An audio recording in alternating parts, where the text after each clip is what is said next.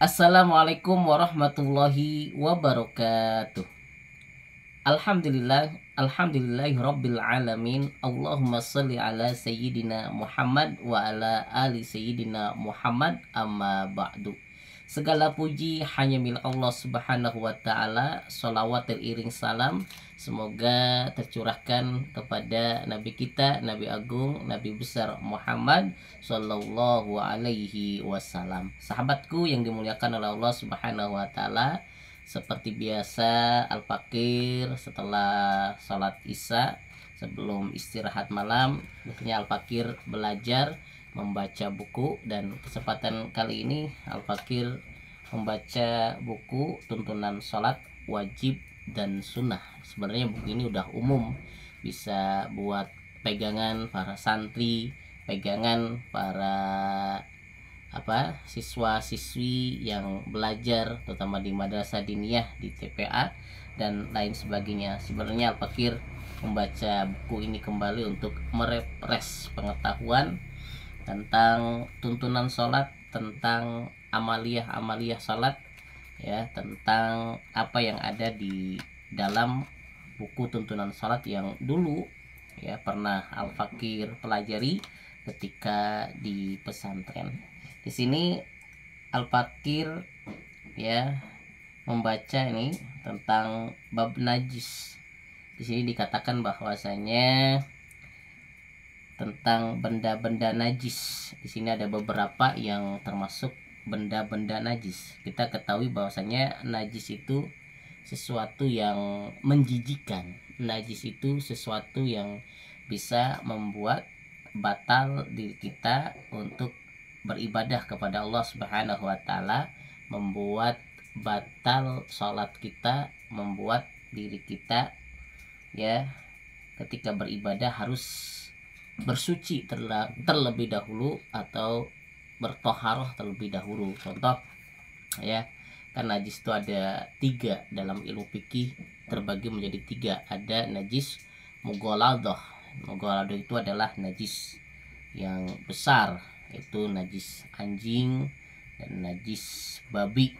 Di mana ketika kita terkena najis anjing dan babi, maka cara membersihkannya tidak cukup hanya sekedar dicepretkan air atau disiram air saja, tetapi kita harus disertai dengan debu. Makanya sana dikatakan dengan 7 kali basuhan, salah satunya dengan debu. Jadi 3 kali minimal itu 7 kali basuhan dengan air, dan salah satunya dengan debu atau dengan tanah. Contoh ya, tangan kita ini menyentuh babi atau terkena darah babi, maka cara bersihkannya ya bukan hanya sekedar dibasuh dengan air ya selesai bersih, tidak, tetapi yaitu kita basuh dengan 7 kali basuhan atau bisa lebih, kemudian kita pakai tanah, pakai debu ya, kita usapkan kepada bagian tubuh kita yang terkena najis mughaladah itu tersebut. Dan tentunya kalau kita terkena najis mughaladah ini ya, ketika kita belum bersihkan ya, maka ibadah kita ya ketika kita sholat ya, sholat kita tidak sah, tidak diterima oleh Allah Subhanahu wa taala. Kemudian ada najis muhappapah. Muhappapah itu najis ringan.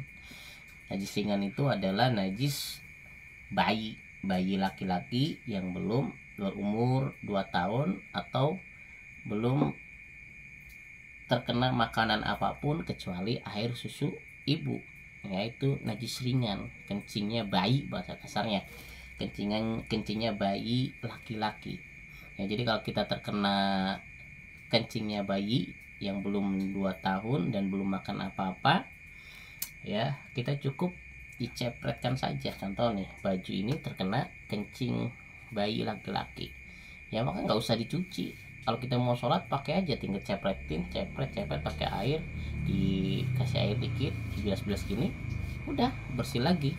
Itu najis muhappapah. Terus bagaimana dengan kencing perempuan, bayi perempuan? Kalau kencing bayi perempuan itu sudah nanti masuknya ke najis mutawasitoh, najis yang ringan. ya. Kenapa? Mohon maaf, bisa dibandingkan antara kencing bayi laki-laki dan kencing bayi perempuan itu udah beda. Kalau kencing bayi laki-laki itu ya baunya tuh nggak bau nyengat seperti kencing umumnya. Tapi kalau sudah bayi perempuan, walaupun ya baru makan atau minum ASI saja, itu baunya sudah seperti kencingnya orang dewasa. Maka cara bersihnya cukup dicepletkan air saja, itu sudah bersih, sudah bisa kita untuk sholat. Kemudian najis yang ketiga yaitu najis mutawasito. Najis mutawasito ini adalah najis ringan, ya, seperti kencing, air kencing, ya, seperti tai hewan, ya, seperti tai manusia, ya, seperti kotoran, darah hewan, itu maksudnya adalah najis. Nah, cara bersihkannya ya kita cuci, kita bilas, ya. Tai ayam itu termasuk najis mutawasito, najis ringan. Nanti najis mutawasito pun terbagi dua. Artinya apa?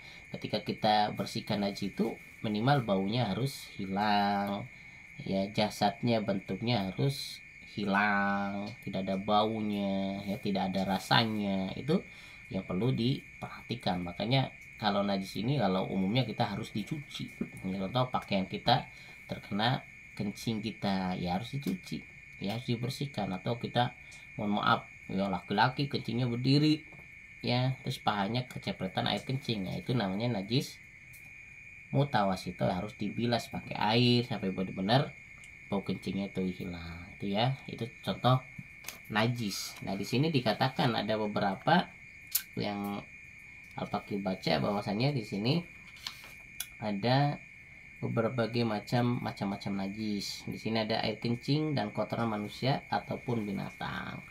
Jadi air kencing dan kotoran manusia ataupun binatang itu najis. Makanya ada istilah semua perkara yang keluar, ya, atau sesuatu yang keluar dari jalan depan, artinya dari kelamin sampai dan jalan belakang, dubur, pantat, itu dihukumi najis. Walaupun ya berak keluarnya apel, berak keluarnya emas, maka itu dikatakan najis. Jadi air kencing, ya, tai, baik itu manusia maupun hewan, itu termasuk najis, ya.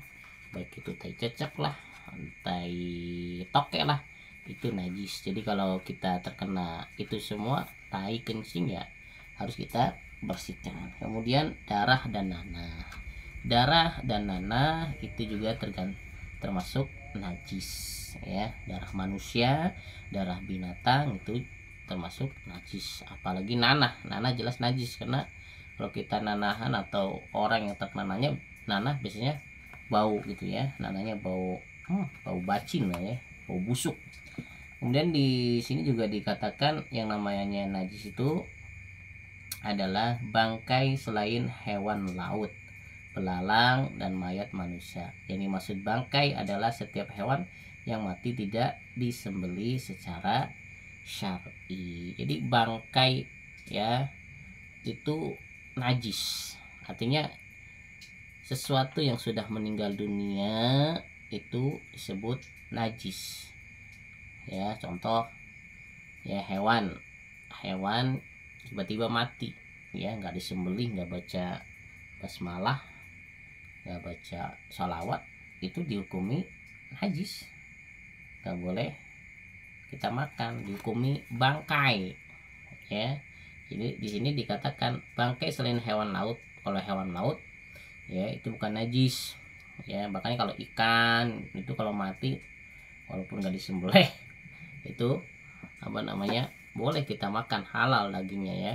Kemudian belalang boleh kita makan walaupun mati, ya, karena itu bukan najis, ya, bangkai, tapi boleh kita konsumsi, boleh kita manfaatkan. Dan mayat manusia, kalau mayat manusia, ya, itu bukan najis, ya. Bangkai itu bukan najis. Yang dimaksud bangkai adalah setiap hewan yang mati tidak disembelih secara syar'i. Jadi bangkai itu bisa termasuk najis.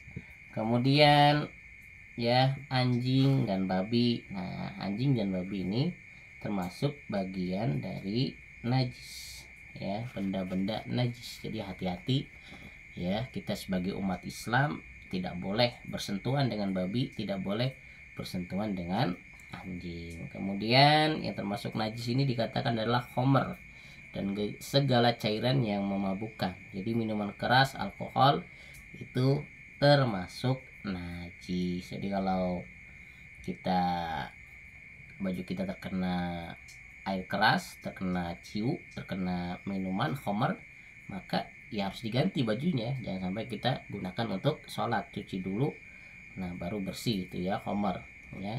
Adapun jika benda padat membukukan meskipun haram tidak termasuk najis ya. Jadi kalau mungkin khamr tapi dimasukin freezer ya, itu tidak termasuk najis, tapi haram. Namanya minuman itu ya haram, nggak boleh.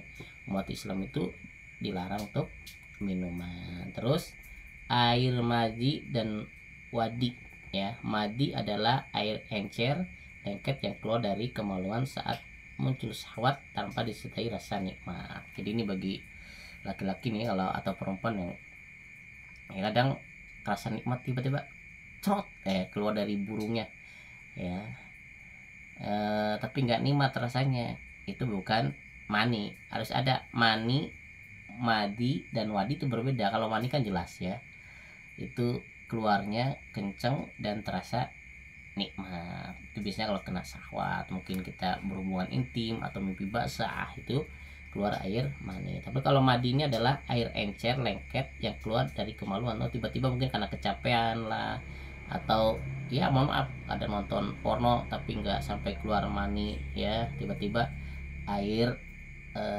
dari burungnya itu ada lengket-lengket putih seperti putih telur. Nah itu madi, namanya najis, itu harus dibersihkan, tapi nggak perlu mandi besar. Terus kalau wadi adalah air yang keluar dari kemaluan setelah kencing atau saat mengangkat beban berat. Jadi ketika kita kencing ya, kita makanya ketika kita kalau kencing itu harus diurut-urut gitu ya, diurut-urut ya. Berapa biar ada sisa-sisa itu yang kayak lengket-lengket gitu, biar bersih. Nah itu namanya wadi. Kehati-hatian, air yang keluar dari kemaluan setelah kencing atau mengangkat beban berat, itu namanya wadi. Terus yang nomor 4 ya, nomor 4 selanjutnya yaitu bagian yang terpisah atau terpotong dari hewan sedangkan hewan tersebut masih hidup, misalnya buntut sapi yang terputus, maka hukumnya najis. Tuh perhatikan ya, jadi anggota tubuh yang lepas dari anggota tubuhnya tetapi hewan tubuh itu atau hewan itu masih hidup, maka yang terputus itu termasuk najis ya. Bagian yang terpisah atau terpotong dari hewan sedangkan hewan tersebut masih hidup ya, misalnya buntut sapi yang terputus, maka hukumnya najis. Contoh kakinya putus satu, yang putus itu kok dihukumi najis. Kemudian air susu hewan yang haram dimakan ya, seperti susunya babi, susunya anjing ya, itu termasuk bagian yang najis, nggak boleh kita konsumsi, nggak boleh kita pegang, nggak boleh kita buat main-main. Intinya kalau semua keturunan dari babi dan anjing itu haram dan itu termasuk najis. Contoh babi sama kambing dinikahkan, dikasih yang keluar itu kambing, ya haram tetap ya walaupun kambing. Kenapa? Itu persilangan. Contoh babi ya keluar anaknya adalah ayam, ya ayamnya haram karena itu merupakan bagian keturunan dari anjing atau babi. Jadi semua yang menyatu dengan anjing dan babi apapun itu bentuknya itu haram. Terus muntah itu juga haram ya. Muntah yang keluar dari mulut kita, yang dari dalam perut kemudian keluar, itu namanya muntah, itu disebut dengan najis. Najis itu berarti harus kita bersihkan ya. Kalau kita tidak bersihkan maka ibadah sholat kita tidak sah. Terus ini pembagian najis dan cara membersihkannya. Tadi udah dibahas ya bahwasanya najis itu ada 3 di sini kan. Najis mughaladah, najis berat. Najis mughaladah adalah anjing dan babi, tadi udah dijelaskan ya. Cara membersihkannya adalah dengan membasuhnya 7 kali. Basuhan yang salah satu basuhannya menggunakan tanah. Lebih baik pada basuhan pertama. Tuh jadi ya. Jadi ini contoh tangan kita terkena darah babi ya, maka ambil tanah, kita bersihkan pakai tanah dulu, bersihkan darahnya pakai tanah, kemudian baru kita basuh pakai air minimal 7 kali basuhan. Basuhan yang menghilangkan fisik najis terhitung 1 basuhan, meskipun untuk menghilangkannya membutuhkan lebih dari 1 basuhan. Tuh najis mughaladah. Kemudian najis muhaffafah, ringan. Najis muhaffafah atau ringan adalah air kencing bayi laki-laki yang belum makan apapun selain susu dan berumur di bawah 2 tahun. Tadi sudah dijelaskan ya. Muhaffafah adalah bayi laki-laki yang belum umur 2 tahun ke bawah dan belum makan apapun kecuali air susu, itu najis muhaffafah. Cara membersihkannya cukup dengan mempercikan air ke tempat yang terkena najis dengan syarat percikan airnya merata ke tempat yang terkena najis setelah fisik najisnya dihilangkan. Itu ya najis muhaffafah. Dan terakhir itu najis mutawasitoh, najis sedang. Najis mutawasitoh adalah najis selain 2 jenis di atas. Najis mutawasitoh terbagi menjadi 2. Ainiyah, yaitu najis yang memiliki wujud fisik dan sifat rasa, aroma, dan warna. Cara membersihkannya adalah dengan membersihkannya fisik najis dan sifatnya. Artinya bentuknya jelas. Contoh ada tai di situ tuh, tai ayam. Kan udah jelas tuh ya. Tai bentuknya ada, rasanya jelas. Kalau dirasain seperti apa ya. Terus aroma, ya aromanya, baunya kan jelas. Misalnya kalau tai itu bau menyengat, nggak enak. Warnanya jelas gitu ya, warna coklat, warna kuning ya. Terus cara membersihnya jelas, bersihkan dulu tainya, kemudian dipel sampai benar-benar hilang rasa, aroma, dan warnanya. Kemudian nomor 2 hukmiyah, mutawasitoh hukmiyah, yaitu najis yang tidak memiliki bentuk dan fisik dan sifat. Cara membersihkannya adalah dengan menyiramnya dengan air sebanyak 1 kali siraman, disunahkan 3 kali siraman. Jadi bentuknya tidak ada ya, fisiknya tidak ada, tapi di situ pernah deh kayaknya tadi ada najis anjing, tapi biasanya ada masih bau. Nah itu maksudnya ke hukmiyah. Cara bersihnya ya kita siram, kita pel sampai benar hilang baunya gitu ya. Itu ya pembahasan tentang bab najis ya. Al-Fakir coba mereview kembali, membaca kembali tentang buku tuntunan sholat, karena memang setiap malam sebelum istirahat, sebelum tidur malam ya, Al-Fakir sempatkan waktu untuk membaca buku, membaca kitab untuk belajar ya, agar apa, tentunya agar pikiran otak kita itu tidak buntu. Dan Al-Fakir coba mempelajari kembali tentang masalah bab najis. Tadi kan udah jelas ya, najis ada 3, najis mughaladah, najis berat, najis muhaffafah, najis ringan, ada najis sedang yaitu najis mutawasito. Mutawasito terbagi 2, ada ainiyah dan ada hukmiyah.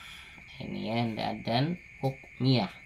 Kemudian tadi ada macam-macam benda-benda najis seperti air kencing dan kotoran manusia ataupun binatang, darah dan nanah, bangkai selain hewan laut, belalang dan mayat manusia, kemudian anjing dan babi, kemudian khamar minuman keras apapun bentuknya itu termasuk najis. Kemudian air madi dan wadi, jadi bukan yang keluar dari alat kelamin kita itu bukan hanya air mani saja. Kalau air mani itu suci keluarnya, itu nikmat. Misalnya kalau hubungan suami istri atau mimpi basah ya, kenceng, itu air mani. Kalau air mani suci, tapi kalau wadi dan madi itu termasuk dalam najis. Kemudian bagian yang terpisah dari dan terpotong dari hewan, sedangkan hewan tersebut masih hidup ya, punya kambing, kakinya putus, punya sapi buntutnya putus, punya ayam ya